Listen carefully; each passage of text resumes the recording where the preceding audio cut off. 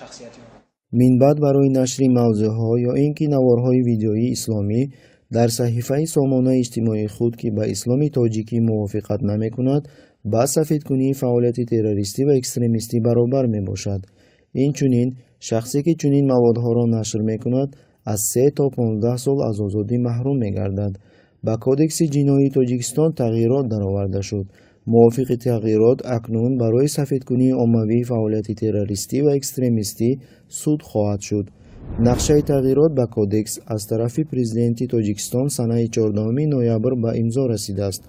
حالا ماده 179 پریم 3 دعوت عمومی برای صادر نمودن عملیات‌های تروریستی و یا که سفیدکنی عمومی فعالیت تروریستی بوده، ماده 307 پریم 1 دعوت عمومی برای صادر نمودن عملیات‌های اکستریمیستی و یا که سفیدکنی عمومی فعالیت اکستریمیستی میباشد. اکستریمیسم در کجاست؟ تحلیلگر فریدون هادیزاده در صحبت با رادیوی آزادی قید نمود که حتی سازمان ملل متحد به اصطلاح‌های تروریسم و اکستریمیسم تعریفی دقیق نداده است. اولا به تعریف سفیدکنی عمومی فعالیت تروریستی و اکستریمیستی روشنی باید درآورد. حقوق شناسان تاجیک پیشگویی می‌کنند که به مفهوم سفیدکنی عمومی فعالیت تروریستی و اکستریمیستی از طرف رژیم تعریفی خیلی وسیع داده شده است. این برای رژیم رحمان عاید جزادهی شخصانی که نسبت رژیم نارضایتی میکنند یا اینکه دعوت اسلامی را طرفداری میکنند امکاناتی فراهم میسازد.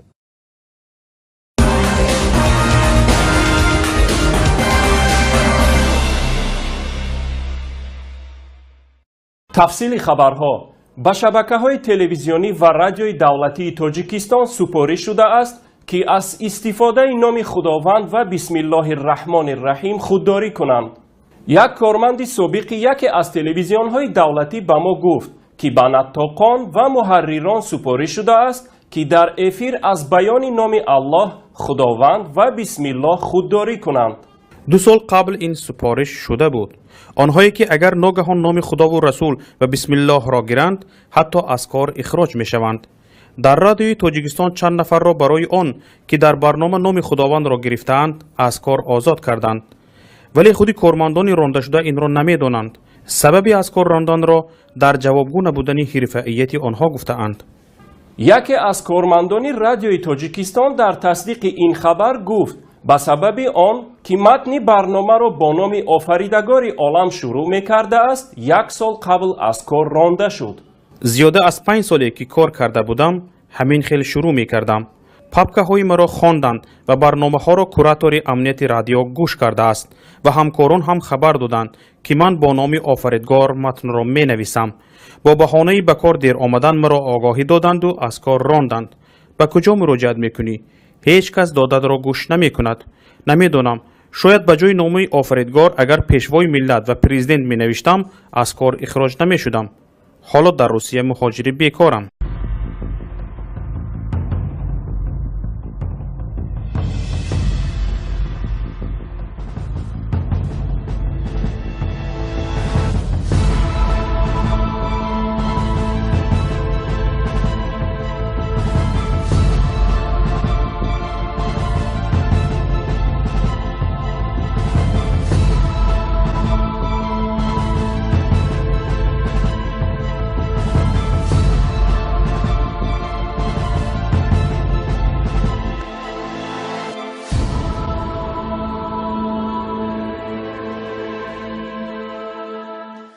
درود و پیام ما رو بپذیرید بینندگان گرامی.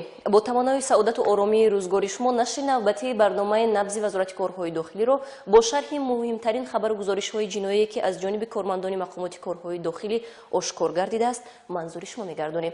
در استودیو با شما نیلوفر سرباز توجه نمایید به محتوای نمایش این لحظه اینا. رشک شوهر باعث مرگ همسر گردید. روزانه جلسه شد. سود گمانبر کشتار را جزای سزاوار داد. این و دیگر خبر گزارش ها در نشر نوبتی برنامه کریمینالی نبض.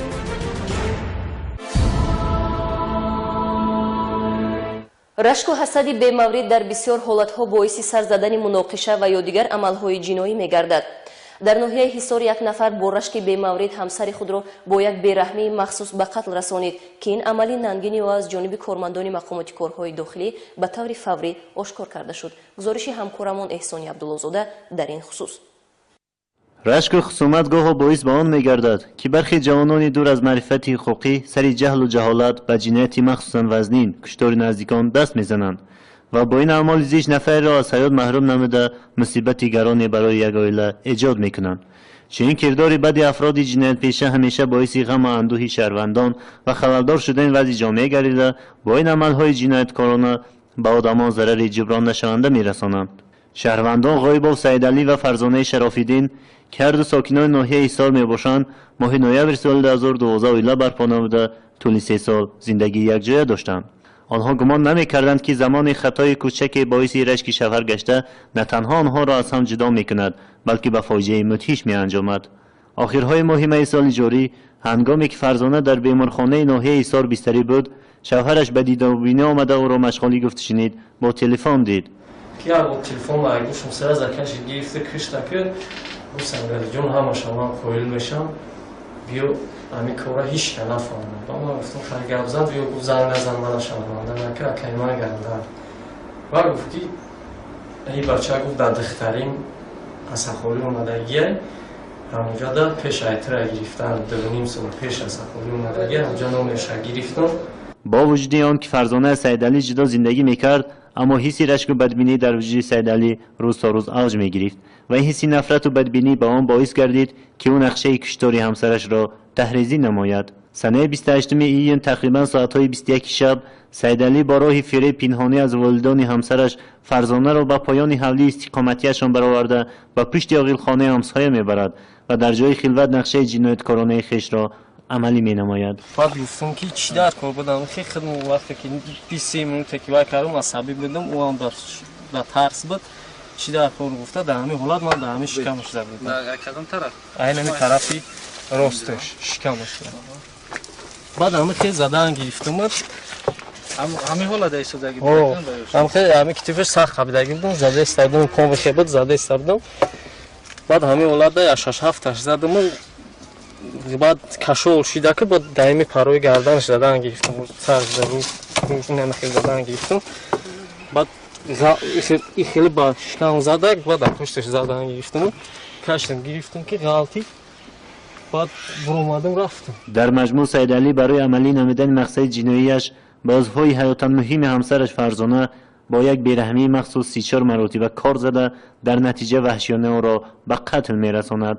ин кирдори ӯ аз сатҳи пасти маърифат ва ҷаҳонбинии маҳдуд доштанаш дарак медиҳад, зеро Саидалӣ метавонист агар гуфтаҳояш асоснок бошад ба хубӣ аз ҳамсараш ҷудо гардад, на он ки ҳам ҳаёти худро догдор созаду ва ҳам ба як оила мусибати гарон орад. бинобар сабаби дидаву дониста аз ҳаёт маҳрум сохтани ҳамсараш нисбати ғоибов Саидалӣ дар асоси моддаи 104 кодекси ҷиноятии ҷумҳурии Тоҷикистон парвандаи ҷиноятӣ оғоз гардида тафтишот идома дорад.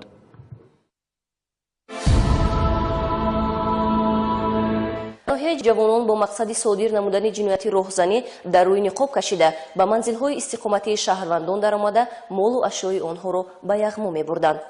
дар натиҷаи бурдани кор барои кирдори авбошӣ суд шудааст Ишонқулов Адҳам Мирзоқулович соли таваллудаш 1988 ва маҳкумшуда Зуҳуров Беҳзод Қурбонович соли таваллудаш 1987 ки моҳи марти соли равон барои содир намудани ҷинояти ғоратгарӣ бо моддаи 248 кодекси ҷиноятии ҷумҳурии Тоҷикистон ба муҳлати 5 сол суд шуда айни ҳол дар муассисаи ислоҳии адои ҷазо намуда истодааст бо роҳбарии шаҳрванд Ишонқулов Абдулло Мирзоқулович соли таваллудаш 1983 ки дар муҳоҷирати меҳнатӣ қарор дорад муайян шуданд ки ҷинояти мазкурро содир намуданд. و مسکه مالتوی داد همون کشتیم و خمسه دیو غلطی در آمده درک شد اما هیچ در آمد آن در آمدیم که و گفتی شوندگی خانه و من اینجا استفاده بودم دوتا و رفته زد جنگ کرد من رفته هم تو منطقه یخت زدم که منطقه شکست من در بابا در آمده زده برم هم تا خفاش در آمدم و یک صفحه دادم بعد صفحه گرفته رانده برفتم. бо маслиҳати пешакӣ 2 нафар аз ин иттифоқи чоргона Мафтун ва Адҳам гирду атрофро назорат карда Абдулло ва Беҳзод вориди ҳавлӣ мешаванд. Барои пинҳон доштани чеҳраи худ яғмогарон ба рӯи ниқоб кашида бо истифода аз болғаи резинӣ ба ҷабрдидагон ҷароҳати ҷисмонӣ расонида аз онҳо талаби маблағи пулӣ ва ҷавоҳирот мекунанд. аз таҳдиду фишори меҳмонҳои нохонда ҷабрдидагон маҷбур мешаванд сандуқи оҳаниро ки дар он 12 000 рубли русӣ ва ба арзиши 4500 сомони тиловорӣ дороии хонавода нигоҳ дошта мешуд ба яғмогарон дода ҷон ба саломат баранд. اون سفر شدیم که پول دید اینو دید پول و تلور ندید بعد اگه ما باید تلوره بعد اینو رفتم بعد وای سفر گرام برفت اومد که باید تلو بود از درونش به اور اکم ما تلوشه یک تشه من بدر که آدمی به دادم این برات نداد دیگرش اکامیست به مادرم داده برفته بود است. سه نفر گمانبر شونده مفتون عارفجانов Адҳам Ишонқулов ва Беҳзод Зуҳуров дастгир гардида чораҳои дахдор барои боздошти нафари ҷиноятро роҳбарӣ кунанда Абдулло Ишонқулов андешида шуда далелҳои шайъӣ аз манзили истиқоматии Ишонқуловҳо гирифта шудааст. ҳаракатҳои ҷиноии ин нафарон бо моддаи 249 кодекси ҷиноятӣ бандубаст гардида ба ҳабси пешакӣ гирифта шуданд. кормандони раёсати вазорати корҳои дохилӣ дар шаҳри Душанбе як нафар сокини 28-солаи пойтахтро дастгир намуданд ки ҳангоми кофтуков аз ӯ наздики 400 дона ҳабҳои синтетикӣ дарёфту мусодира карда шуд. гузориши ҳамкорамон Ҷамшеди Иноятулло. муомилоти ғайриқонунӣ воситаҳои нашадор ё моддаҳои психотропӣ аз ҷиноятҳоеанд ки ба муқобили саломатии аҳолӣ равона карда шуда ба рӯҳу асаби одамон таъсири зишт мерасонанд. кормандони мақомоти корҳои дохилӣ дар рафти фаъолияти шабонарӯзии худ талош мекунанд ки гардиши ғайриқонунии воситаҳои нашадорро пешгирӣ ва нашаҷалобонро дастгир намоянд. аз ҷумла ҳафтаи сипаришуда кормандони раёсати вазорати корҳои дохилӣ дар шаҳри Душанбе дар натиҷаи як амалиёти оперативӣ шаҳрванд Акрамов Дилшод соли таваллудаш 1987 сокини шаҳри Душанберо дастгир намуданд ки аз ӯ 369 дона ҳабҳои синтетикӣ дарёфту мусодира карда шуд. дар маблағи 3000 доллар ман чизоя дастрас кардам гирифтам. ман чиза кафела шуд мешурам ҳамин чиз дар мухтаж шудам. айни ҳол нисбати гумонбаршуда парвандаи ҷиноӣ оғоз карда шуда корҳои тафтишотӣ идома дорад. дар суди шаҳри Душанбе мурофиаи судӣ нисбати шаҳрванд Тиллоев Ҷонибек ки барои содир кардани ҷинояти куштор аз ҷониби кормандони милитсия дастгир гардида буд ба анҷом расид. шаҳрванд Тиллоев Ҷонибек соли таваллудаш 1992 сокини шаҳри Душанбе бо ҷурми ваҳшиёна ба қатлу расонидани Исматов Исматуллои 27 сола истиқоматкунандаи шаҳри Душанбе аз ҷониби кормандони мақомоти корҳои дохилӣ дастгир шуда буд. ёдовар мешавем ки номурда бино бар сабаби хусумати шахсӣ доштанаш нисбати шаҳрванд Исматов Исматулло санаи 20 июни ки воқеъ дар кӯчаи Лоҳутии шаҳри Душанбе мебошад ворид шуда бо истифода аз кор 5 маротиба ба узвҳои бадани Исматулло мезанад ва бо як бераҳмии махсус ӯро ба ҳалокат мерасонад. рӯзи 19 августи соли ҷорӣ суди шаҳри Душанбе парвандаи ҷиноятӣ бо айбдории Тиллоев Ҷонибекро баррасӣ намуда нисбати номбурда чунин ҳукм кард. Тиллоев Ҷонибек Ҷурабекович бо моддаҳои 104 қисми 2 банди 1 ва 237 қисми 1 кодекси ҷиноятии ҷумҳурии Тоҷикистон гунаҳгор дониста шуда ба ӯ дар асоси талаботи қисми 3 моддаи 67 кодекси ҷиноятии ҷумҳурии Тоҷикистон барои мулаззам кардани ҷазои ниҳоӣ ба Тиллоев 21 сол маҳрум сохтан аз озодӣ бо адои ҷазо дар кануни ислоҳии низоми сафт таъин карда шуд.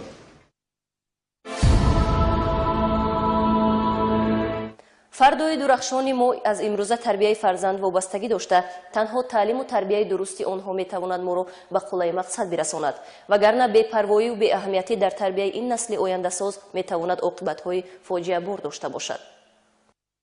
баҳри муайян ва пешгирӣ намудани омилҳои ба раванди тарбияи ноболиғону наврасон халал воридкунанда масъулини хадамоти пешгирии ҳуқуқвайронкунӣ байни ноболиғон ва ҷавонони раёсати вазорати корҳои дохилӣ дар вилояти Суғ чорабиниҳои мақсаднокро доир намуда ҳолатҳоеро ошкор карданд ки дар ҳақиқат аз сатҳи пасти тарбия ва риоя нашудани талаботҳои қонуни ҷумҳурии Тоҷикистон дар бораи масъулияти падару модар дар таълиму тарбияи фарзанд шаҳодат медиҳад.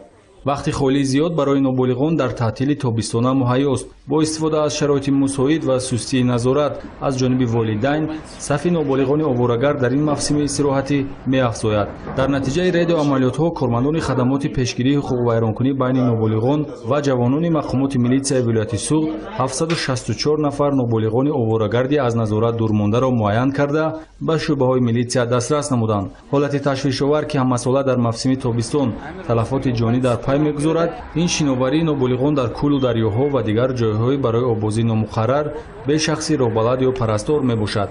наврасони аз назорат дурмонда байни ҳам мусобиқаҳо ташкил намуда ҷони худро дар хатар мемонанд. гурӯҳи корӣ ҳамин гуна як ҳолат ҳангоми обозӣ аз болои пул ба дарё партофтани ноболиғонро наворбардорӣ кард. ҳамчунин мушоҳида гардид ки аксарияти обозикунандагон ки дар мавзеъҳои гуногуни сердарё обозӣ мекарданд ноболиғон буданд.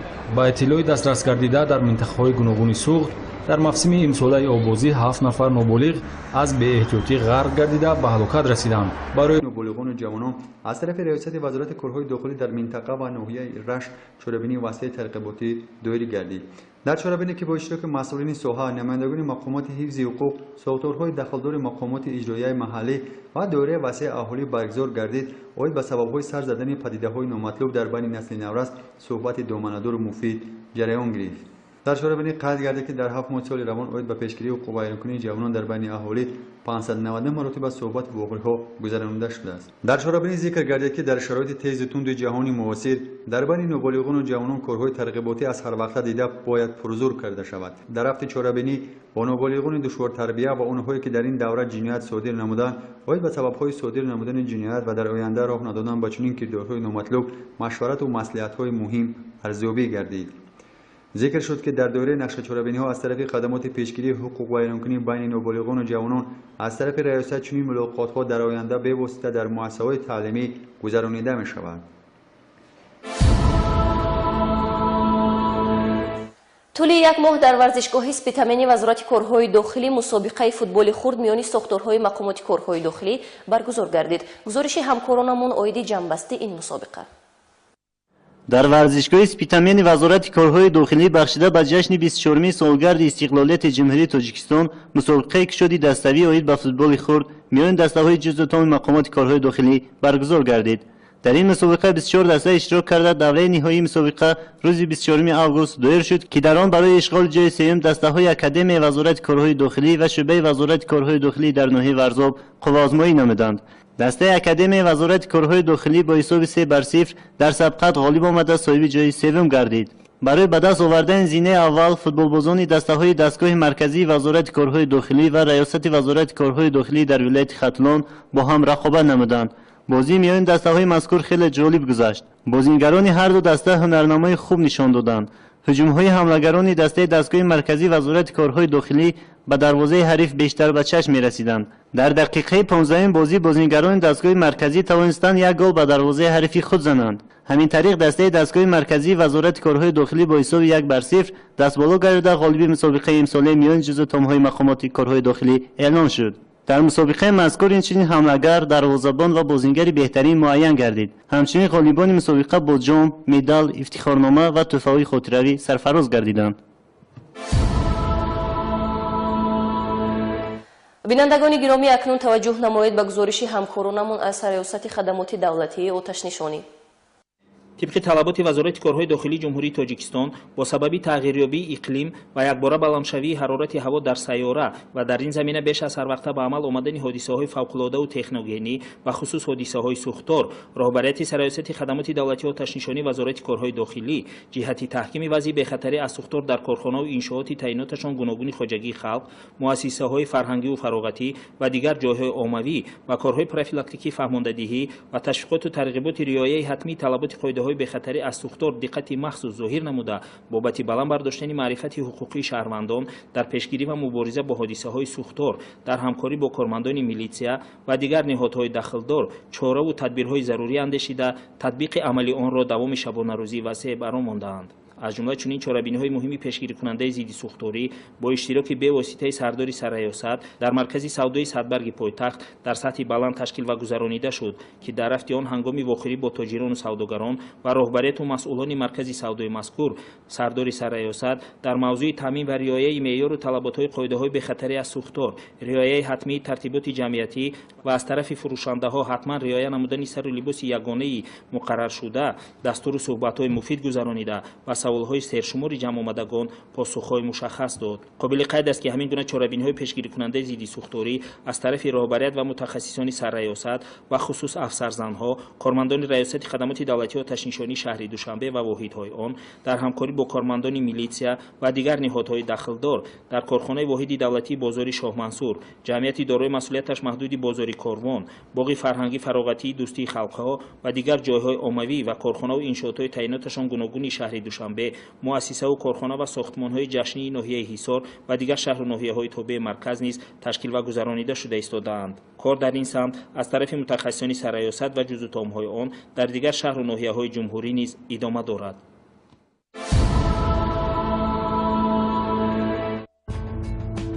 шамсия пирова соли таваллудаш 1997 сокини шаҳри Душанбе санаи 20 августи соли равон аз хона баромада аз ӯ дараке нест. гуланор сангинова соли таваллудаш 1994 сокини шаҳри Душанбе 15 июни соли равон аз хона баромада аз ӯ дараке нест. шаҳобиддини абдуманон соли таваллудаш 2000 сокини ноҳияи Рӯдакӣ рӯзи 18 августи соли равон аз хона баромада бедарак гаштааст. шаҳлои Камолиддин соли таваллудаш 2004 сокини ноҳияи Рӯдакӣ рӯзи 23 августи соли равон аз хона баромада бедарак гаштааст. идимоҳ Давлатова соли таваллудаш 2006 истиқоматкунандаи ноҳияи Хуросон номбурда рӯзи 22 июли соли равон аз хона баромада бедарак гаштааст. ҳамватанони арҷманд, ин буд шарҳи мухтасари ҳаводису воқеаҳои ҷиноӣ дар ҳафтаи сипаришуда. боқӣ ба шумо саодати рӯзгор ва бахту иқболи баланд таманно дорем. хайр то барномаҳои оянда сиҳатманду сарбаланд. ки дар муҳоҷирати меҳнатӣ қарор дорад, муайян шуданд, ки ҷинояти мазкурро содир намуданд. ҳамон хона рафтем пешхона ва маска малатҳои дод ҳаматон куштем ва ҳамсои диво ҳалати даромада дароб шуд. ҳамаи дарод ҳам даромадем ки ва гуфту шундаги хона ва ман инҷо истодаи будам дута ва рафта зад ҷангар кард. ман рафтам ту мантиқати яхта занам ки мантиқам шикаст. ман дар бобо даромада зада бирафт ҳамта хафош даромадам ва як сефа додам ва сефа гирифта ронда бирафтам. бо маслиҳати пешакӣ ду нафар аз ин иттифоқи чоргона Мафтун ва Адҳам гирду атрофро назорат карда Абдулло ва Беҳзод вориди ҳавлӣ мешаванд. барои пинҳон доштани чеҳраи худ яғмогарон ба рӯи ниқоб кашида бо истифода аз болғаи резинӣ ба ҷабрдидагон ҷароҳати ҷисмонӣ расонида аз онҳо талаби маблағи пулӣ ва ҷавоҳирот мекунанд. аз таҳдиду фишори меҳмонҳои нохонда ҷабрдидагон маҷбур мешаванд сандуқи оҳаниро ки дар он 12,000 рубли русӣ ва ба арзиши 4500 сомони тиловорӣ дороии хонавода нигоҳ дошта мешуд ба яғмогарон дода ҷон ба саломат баранд. اون سفر شدیم که پول دید اینو دید پول و تلور ندید بعد اگه ما باید تلوره بعد اینو رفتم بعد وای سفر گرام برفت اومد که باید تلو بود از درونش به آور اکام ما تلوشه یک تشه من بدر که آدمی به دادم این برات نداد دیگرش اکامیست با مادرم داده برفتگی بود است.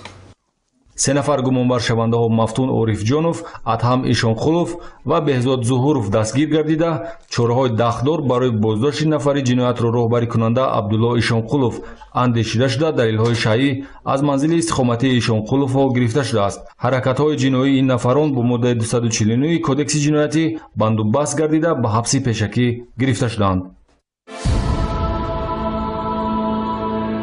кормандони раёсати вазорати корҳои дохилӣ дар шаҳри Душанбе як нафар сокини 28-солаи пойтахтро дастгир намуданд, ки ҳангоми кофтуков аз он наздики 400 дона ҳабҳои синтетикӣ дарёфту мусодира карда шуд. гузориши ҳамкорамон Ҷамшеди Иноятулло. муомилоти ғайриқонунӣ воситаҳои нашадор ё моддаҳои психотропӣ аз ҷиноятҳоеанд ки ба муқобили саломатии аҳолӣ равона карда шуда ба рӯҳу асаби одамон таъсири зишт мерасонанд. кормандони мақомоти корҳои дохилӣ дар рафти фаъолияти шабонарӯзии худ талош мекунанд ки гардиши ғайриқонунии воситаҳои нашадорро пешгирӣ ва нашаҷалобонро дастгир намоянд. аз ҷумла ҳафтаи сипаришуда кормандони раёсати вазорати корҳои дохилӣ дар шаҳри душанбе дар натиҷаи як амалиёти оперативӣ шаҳрванд Акрамов Дилшод соли таваллудаш 1987 сокини шаҳри Душанберо дастгир намуданд ки аз ӯ 369 дона ҳабҳои синтетикӣ ро куратори амнияти радио гӯш кардааст ва ҳамкорон ҳам хабар доданд ки ман бо номи офаридгор матнро менависам. бо баҳонаи ба кор дер омадан маро огоҳӣ доданду аз кор ронданд. ба куҷо муроҷиат мекунӣ? ҳеҷ кас додатро гӯш намекунад. намедонам, шояд ба ҷои номаи офаридгор агар пешвои миллат ва президент менавиштам аз кор ихроҷ намешудам. ҳоло дар русия муҳоҷири бекорам.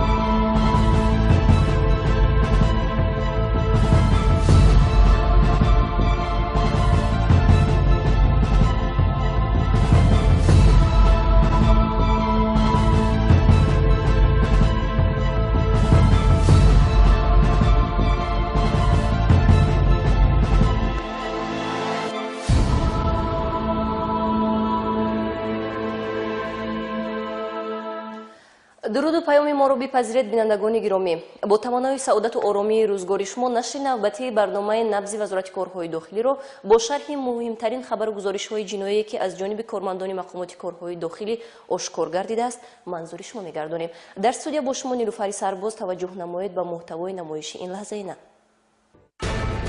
рашки шавҳар боиси марги ҳамсар гардид. розанӣ ҷалба шуд. суд гумонбари кушторро ҷазои сазовор дод. ин ва дигар хабару гузоришҳо дар нашри навбатии барномаи криминалии набз.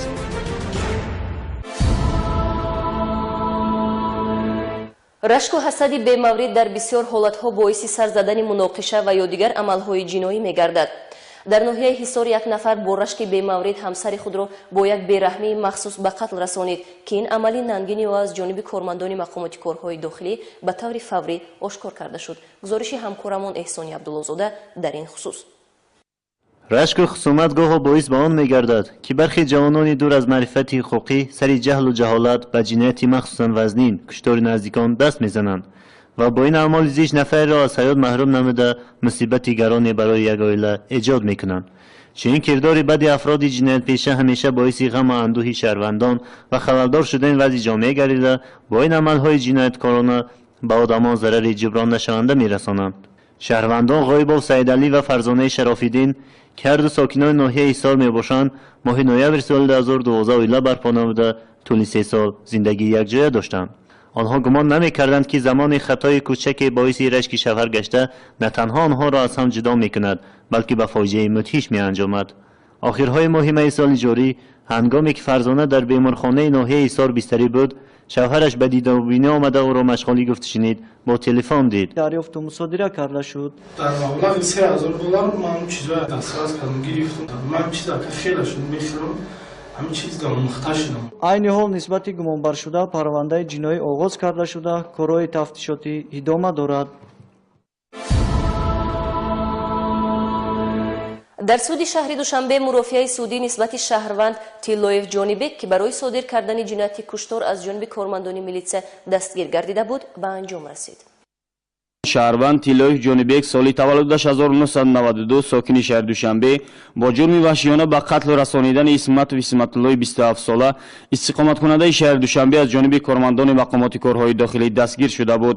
ёдовар мешавем ки номурда бино бар сабаби хусумати шахсӣ доштанаш нисбати шаҳрванд Исматов Исматулло санаи 20 июни ки воқеъ дар кӯчаи Лоҳутии шаҳри Душанбе мебошад ворид шуда бо истифода аз кор 5 маротиба ба узвҳои бадани Исматулло мезанад ва бо як бераҳмии махсус ӯро ба ҳалокат мерасонад. рӯзи 19 августи соли ҷорӣ суди шаҳри Душанбе парвандаи ҷиноятӣ бо айбдории Тиллоев Ҷонибекро баррасӣ намуда нисбати номбурда чунин ҳукм кард. Тиллоев Ҷонибек Ҷурабекович бо моддаҳои 104 қисми 2 банди 1 و 237 قسم یکی کودکس جنایتی جمهوری تاجیکستان گناهکار دانسته شده با او در اساس طلبات قسم 3 ماده 67 کودکس جنایتی جمهوری تاجیکستان برای ملزم کردن جزای نهایی به تلویف 21 سال محروم ساختن از آزادی با ادای جزا در کانون اصلاحی نظام سخت تعیین کرده شد.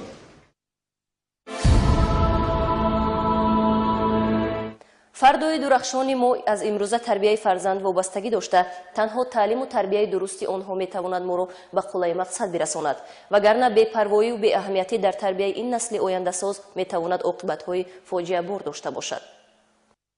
баҳри муайян ва пешгирӣ намудани омилҳои ба раванди тарбияи ноболиғону наврасон халал воридкунанда масъулини хадамоти пешгирии ҳуқуқвайронкунӣ байни ноболиғон ва ҷавонони раёсати вазорати корҳои дохилӣ дар вилояти Суғд чорабиниҳои мақсаднокро доир намуда ҳолатҳоеро ошкор карданд ки дар ҳақиқат аз сатҳи пасти тарбия ва риоя нашудани талаботҳои қонуни ҷумҳурии тоҷикистон дар бораи масъулияти падару модар дар таълиму тарбияи фарзанд шаҳодат медиҳад.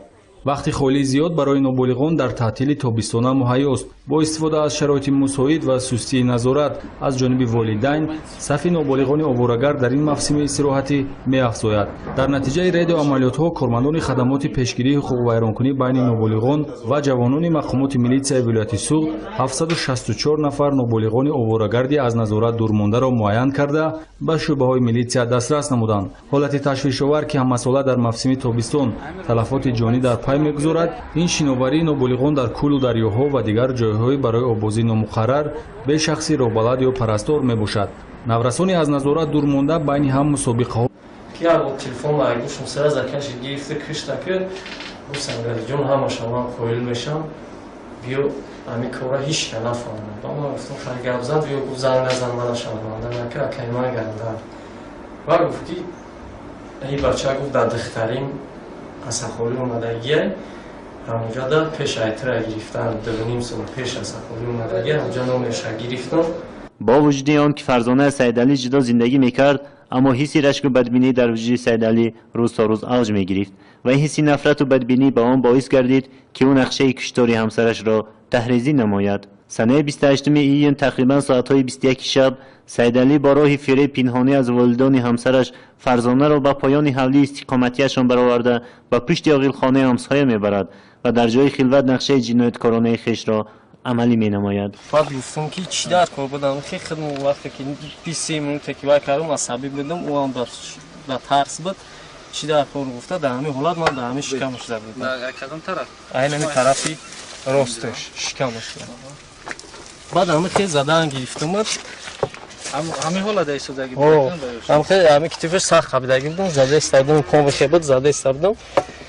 بعد همین حالت یا 6-7 زدم بعد کشول شده که با دائمی پروی گردنش زدن گرفتم سر رو نمیخیل زدن گرفتم بعد این خیلی با شکم زده بعد پشتش زدن گرفتم کشتم گرفتم که غلطی بعد برآمدم رفتم. در مجموع سیدعلی برای عملی نمودن مقصد جناییش بازهای حیات مهم همسرش فرزانه با یک بیرحمی مخصوص 34 مراتب کار زده در نتیجه وحشیانه او را به قتل میرساند. این کرداری او از سطحی پست معرفت و جهانبینی محدود داشتنش درک میدهد زیرا سیدعلی میتوانست اگر گفته‌هایش اساسناک باشد به خوبی از همسرش جدا گردد نه آنکه هم حیات خود را داغدار سازد و هم به یک عائله مصیبتی گران آورد. بنابر سبب دیده و دانسته از حیات محروم ساختن همسرش نسبت غایب او سیدعلی در اساس ماده 104 کودکس جنایتی جمهوری تاجیکستان پرونده جنایتی آغاز گردیده تفتیشات ادامه دارد.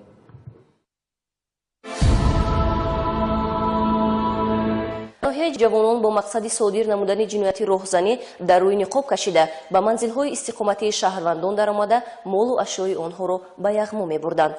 дар натиҷаи бурдани кор барои кирдори авбошӣ суд шудааст эшонқулов Адҳам Мирзоқулович соли таваллудаш 1988 ва маҳкумшуда Зуҳуров Беҳзод Қурбонович соли таваллудаш 1987 ки моҳи марти соли равон барои содир намудани ҷинояти ғоратгарӣ бо моддаи 248 кодекси ҷиноятии ҷумҳурии Тоҷикистон ба муҳлати 5 сол суд шуда айни ҳол дар муассисаи ислоҳии адои ҷазо намуда истодааст бо роҳбарии шаҳрванд Эшонқулов Абдулло Мирзоқулович соли таваллудаш 1982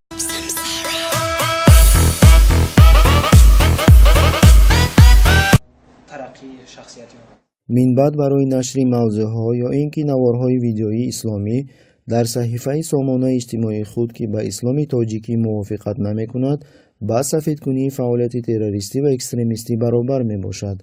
инчунин шахсе ки чунин маводҳоро нашр мекунад аз 3 то 15 сол аз озодӣ маҳрум мегардад. ба кодекси ҷиноии тоҷикистон тағйирот дароварда шуд. мувофиқи тағйирот акнун барои сафедкунии оммавии фаъолияти террористӣ ва экстремистӣ суд хоҳад шуд. нақшаи тағйирот ба кодекс аз тарафи президенти тоҷикистон санаи 14 ноябр ба имзо расидааст. ҳоло моддаи 179 прим 3 даъвати оммавӣ барои содир намудани амалиётҳои террористӣ ва ё ки сафедкунии оммавии фаъолияти террористӣ буда, моддаи 307 прим 1 даъвати оммавӣ барои содир намудани амалиётҳои экстремистӣ ва ё ки сафедкунии оммавии фаъолияти экстремистӣ мебошад. экстремист дар куҷост? таҳлилгар Фаридун Ҳодизода дар суҳбат бо Радиои Озодӣ қайд намуд ки ҳатто Созмони Милалии Муттаҳид ба истилоҳҳои терроризм ва экстремизм таърифи дақиқ надодааст. аввало ба таърифи сафедкунии оммавии фаъолияти террористӣ ва экстремистӣ равшанӣ бояд даровад.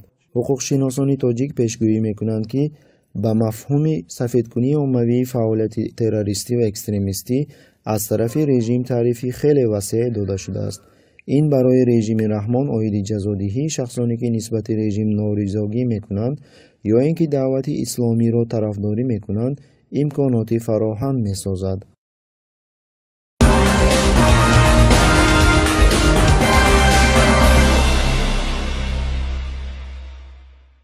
тафсили хабарҳо ба шабакаҳои телевизионӣ ва радиои давлатии тоҷикистон супорӣ шудааст ки аз истифодаи номи худованд ва бисмиллоҳи раҳмони раҳим худдорӣ кунанд. як корманди собиқи яке аз телевизионҳои давлатӣ ба мо гуфт ки ба наттоқон ва муҳаррирон супорӣ шудааст ки дар эфир аз баёни номи Аллоҳ, худованд ва бисмиллоҳ худдорӣ кунанд.